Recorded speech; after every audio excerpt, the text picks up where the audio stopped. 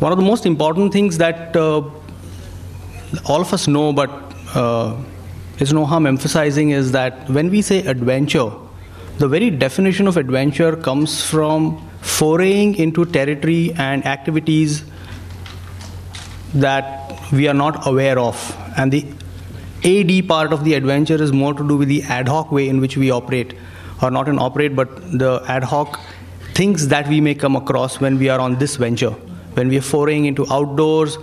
That's why when we say, that if you've not been on a local in the Bombay trains, then it's an adventure for many who have not been on that train for a very long time. But from the operator's perspective, from the industry perspective, from the participant perspective, two important things is that, do you actually consider the amount of knowledge that you need to give to your participants and your friends when you go out on the adventure? Are they asking the right questions? I think the system will allow you to address that. If they are not asking the right questions, it becomes our responsibility to give them the answers, or to give them the solutions, or to tell them that these are the things that you will come across. The other aspect is, when you say adventure, when there is, Krishna Kumar said that you need some amount of nudging for people, constant nagging is needed to get people on adventure, because when you say adventure, it means inherent risk. And it is this risk that we have to mitigate. I think Divyesh has put it in the right perspective by taking through his presentation about how we mitigate these risks. We have to be very careful at the planning stage. But then, planning is something that can be done on paper, it can be done a little bit on a lot of research, we have access to internet information, databases and all. But when it comes to equipment, it costs us a lot of money. How do we take care of our equipment? What is quality of equipment? How do we maintain it? What is the life, shelf, storing? That is always a question mark in our minds. We take a lot of examples from the European countries and the Western countries about they having certain systems.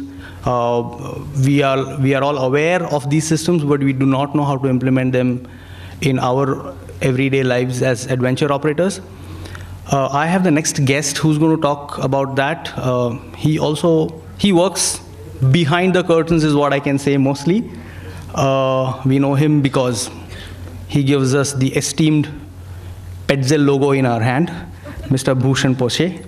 Mr. Bhushan Poshe is a qualified mechanical engineer. He is also an energy manager from internationally acclaimed companies like Krom Schroeder, Germany, and Kenefco, Canada, as well as with Siemens, Mitsubishi. He's a well-known, renowned trainer for rope access techniques in mountaineering.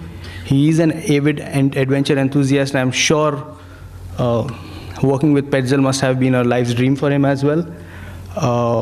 We should thank him to get us access to such real quality equipment, as adventure operators.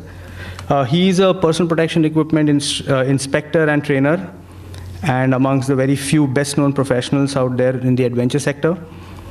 He is the CEO of Allied Safety Equipment and business partner at the PETZL India. Mr. Bhushan Poshe believes in reaching, educating, inspiring, and training people to create a passionate, safe, and comfortable and simple and vertical environment. Before I actually call him on the dais, just one example is that PETZL had taken efforts to get the adventure community together to train them on vertical environment some time back, and that's when some of our staff members themselves had an opportunity to deal and come face to face with the people from PETZL, and they had very valuable learnings from there on. Now I would like to invite Mr. Poshe to come and introduce us to equipment safety in the adventure domain. Good evening, everyone. So we had a session before with Devesh for safety in planning and the other aspects which go along with any of your trek or adventure that you take for any activity. So the safety in equipment is also very important, a lot important, because everything depends on the equipment when you do an adventure, be it rock climbing, be it mountaineering, sports climbing, or hiking, or any of the other activities. We have been doing activities, we know the activities. We do hiking, rock climbing, sports climbing, bouldering, multi-pitch climbing. I'll cover most of the mountaineering and climbing activities and the safety part of it. You have the high-level mountaineering, which we saw in the morning also. Ice climbing, very few must have gone, but it's an amazing sport. A bit of canyoning we must have done. Via Ferrata, we are not yet exposed to this activity, but it's a very interesting activity for people who don't want to really go into an adventure where to take a lot of risk, but also want to see the heights, and which can be developed in Maharashtra, as we have some good cliffs to go. Caving, India has not been known for caving, but caving is also has a lot of scope in India, especially in the northeastern part. I'm not sure if people know that Meghalaya is the hub for caving, and there has been expeditions going on in caving in Meghalaya, which are really good. And I'm not talking about tourism caving, but actual cave exploration of virgin caves, mapping of virgin caves. See, these are some of the activities which require equipments. Now, when you use the equipments, it's not just the equipments. The activity itself has to be safe. The equipment has to be right. And the people have to be trained for it. And the equipment, the right equipment has to be used in the right fashion. Having just the right equipment doesn't solve your problem. Do you have people who can use them properly and give the customers the experience that they are wanting it? All the activities are dangerous. I mean, adventure itself is risky. So you are dealing with danger in and out from the beginning to the end of the activity. In planning, in executing, in an accident, or when you're coming back, it's still danger till you get back to the base. So everybody takes this and takes a calculated risk with the execution of the program. Everybody does their best to do with it. We have planning. You plan the environment. You take the safety measures. You have the clients which are ready to go on. You take the equipments. You have the training. At the end of the training, you have to maintain the equipments. Maintaining the equipment or inspecting the equipments that you use. This is hardly known subject. Inspecting the equipment, keeping or maintaining the equipment is very rarely practiced in our organization, because once we are back, the rope is dirty, the equipments are dirty, we just keep in the stores and that's it. We forget it. But what happens to the equipments when it is lying in the store? And what happens when it gets back to the environment? Some of the equipments that we are using, most of us are mountaineers, so we are using helmets, ropes, harness, carabiners, descenders. Now, the equipments are categorized into two sections, in general sections. The textile, which is ropes and harnesses, which are fabrics, and then the metallics, so carabiners, descenders, any other links, ascenders. So these are metallics. The metallics in general have a lifetime which is unlimited, which means you can use them for your lifetime as long as you inspect them for any cracks and defects. The textiles, the harnesses, the ropes, the slings that you use has a lifetime of 10 years. The reason for this 10 years is the material that is being used. Most of the materials that you use is nylon, especially with the ropes. The nylon degrades with the UV. The more you expose it to the environment, the more it degrades. And it reaches a lifetime of 10 years, which means even if you have a new equipment, a new rope or a new harness, which is in your store for 10 years, it has reached the end of its life, which means you shouldn't be using them. Even now we see people using ropes, which have been used for 15 years. There's nothing wrong in using it till the time it fails. And when it fails, then you have a problem. So better take a preventive action rather than heading to the accidents and then taking care of it. So when you have an equipment, you have to understand what to do, how to store it. Of course, the right use, the training is a part, without which the equipment has no meaning. If you don't know how to use the equipment, the value itself of the equipment is lost, no matter you have the best of the equipments. That's where you have the training, which will be the next session. If you see the equipments, so the two categories, the metallics, the textiles, you'll be wanting to know, how do I deal with these equipments? If I have a harness I'm keeping in the stores, I have the equipments which I dump in my trunk, and that's about it. Now what do I do? I mean, that's all I know. So if you have the textile materials, the ropes, it's better to wash them once in a while, depending on your frequency of the activity. When you wash out the grits, the dust, the chemicals that you gather when you are doing an activity. You wash. The reason also for washing is that the other equipments which are being used with the ropes also get damaged if you have the dirt inside it. You are using a rope with a descender figure of 8. The rope is always running through the descender. If the rope is smooth, it will not damage the descender so much as if the rope is carrying any dirt, because then it will act as a grinder, and that will damage the equipments. So one equipment leads to the failure of the other equipment.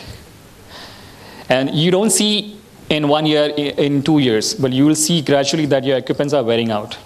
When your equipments are wearing out, then you don't know, okay, what's the safe level? I mean, if my descender has been worn out, has a few rub marks, scratches, dents, how do I inspect it? As a general rule, when we do inspect, now for me, when we took on with PETZL in India, the first condition for them was that you have to be trained in our environment for the equipment safety. So we had a 5-day course just to inspect the equipments and certify it, whether you can inspect the equipments and certify the equipments that you are handling, to know if they can be. In North America and Europe, there is a law that every year the equipments have to be certified for use for next year. Without the certification, you cannot use the equipments for next year. We don't have it yet, we are lucky. But you should be, this is the life of the customer. And once you have one accident, you are done. I mean, it's the end of your career most of the times. So as a general rule for metallics, what we follow is a 1 millimeter wear on the metallic parts is the reduction of the thickness. That's where you should discard or retire the equipments. Be it a carabiner, be it a descender, any wearing equipments which you are working, a belay device. So be careful when you use the equipments. We have softwares to take care of it. I'm not sure if a lot of people know that there is a PPE software. PPE is personal protective equipments. Everything that you use equipments is a personal protective equipment because you are wearing it. You are making people to go along with it. So the PPE has to be inspected. And there are softwares, there are checklists, there are forms to inspect the equipments, which you can keep as a record.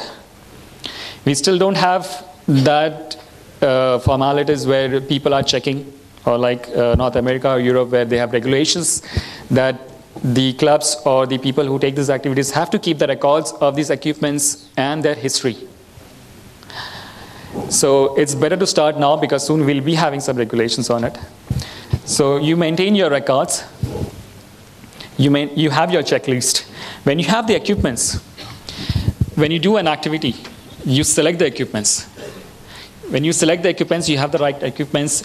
You have to understand that before I use the equipment for an activity, I have to check for myself whether the equipment is functioning properly, whether the rope which I'm using has no cut marks or no burn marks. The harness has no broken strings or no broken webbings.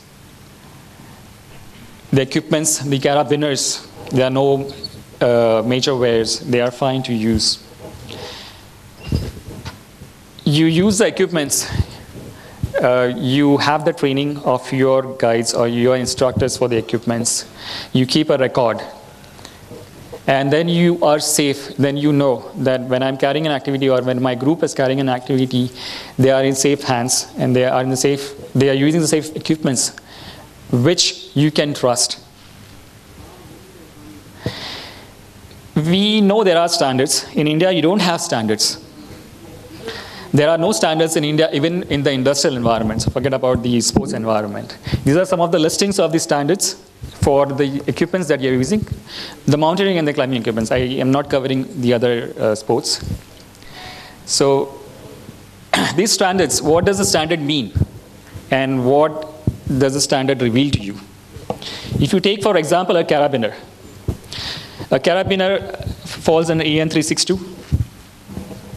There's an equivalent for the mountaineering. So the carabiner, if it says on the long axis, the minimum requirement is 20 kilonewton, which turns around to 2 tons. The MBS, the minimum braking strength, which means the carabiner has to withstand a minimum of 22 kilonewton or 2 tons before it fails. Now, all the manufacturers in Europe and North America, they use this. So everybody's manufacturing the carabiner with 20 kilonewton. Now, how do you differentiate between one brand or one product from the other? Because everything meets the same standard. So the idea of to have a standard is to set a minimum base level. When you have a minimum base level, it's the duty of the manufacturer to exceed the standard and to make their own safety measures built into it, or to exceed in a level that they can give the quality. So even though all the equipments, they fall under the same standard, there are always differences which you will not see, you will not even realize. The material that's been used, whether it's a recycled material or it's a virgin material, the treatment that is given to the metal, the kind of finishing, if it's a nylon, I mean, it's a recycled fiber or it's a virgin fiber. The ropes, the same with the ropes. There are a lot of confusion between what ropes to be used. Everybody is using the ropes that has been available. They don't know what's static, what's dynamic, what is semi-static, what is a cord. A lot of people use cord for climbing also. So there is a lot of haywire confusion in the industry because everybody claims to be the best. Everybody claims to know everything about mountaineering. If they have done the basic, that means they have conquered the world. It's not so. There's a lot to learn. Even we learn every day. We have our own sessions where we, even though we know a lot of things, a lot of new things are there, a lot of new equipments are there, a lot of new materials are there. So we have to update ourselves with the equipments, with the training, with the inspection, with the maintenance. When you are storing, when you wash a rope, when you wash a rope and you keep it drying outside, and what happens when you keep it drying outside? You are exposing it to the UV. It's not good.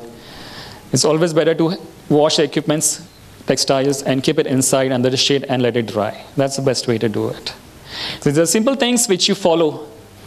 You extend the life of the material, and that also saves you a cost.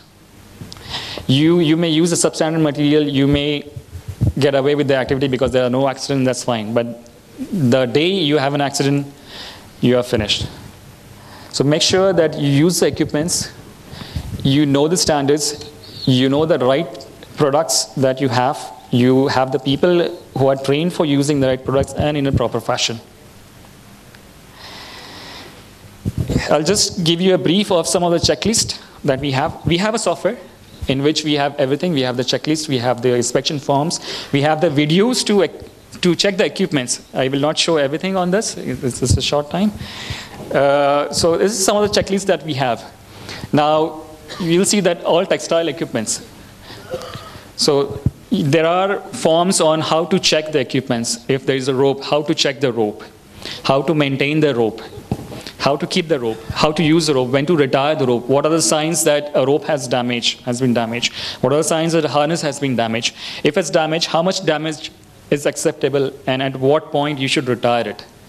So these are some of the things that you will find in the checklist. If anybody needs it, you just know the organizers and they can arrange from our side to all of them.